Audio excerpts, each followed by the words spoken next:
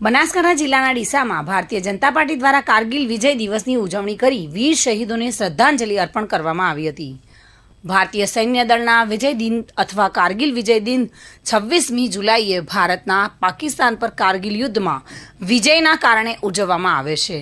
ઈસવીસન 1999માં કારગિલ વિજય પછી ભારતના તાત્કાલિક વડાપ્રધાન અટલ બિહારી વાજપેયીએ આ દિવસને કારગિલ વિજય દિન તરીકે જાહેર કર્યો હતો, જે અંતર્ગત ડીસામાં ભારતીય જનતા પાર્ટી ડીસા શહેર અને ભાજપ યુવા મોરચા ડીસા શહેર અને ડીસા તાલુકા દ્વારા મશાલ રેલી યોજી વીર શહીદોને શ્રદ્ધાંજલિ અર્પણ કરવામાં આવી હતી।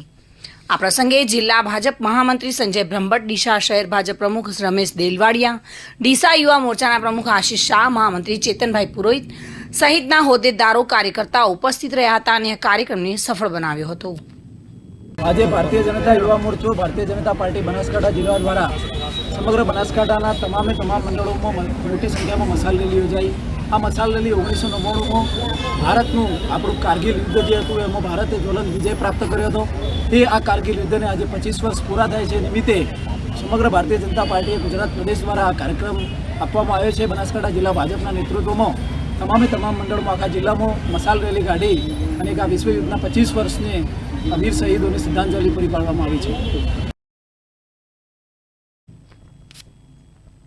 ચિરાગ કરેણ સાથે bureau report, today Gujarati news.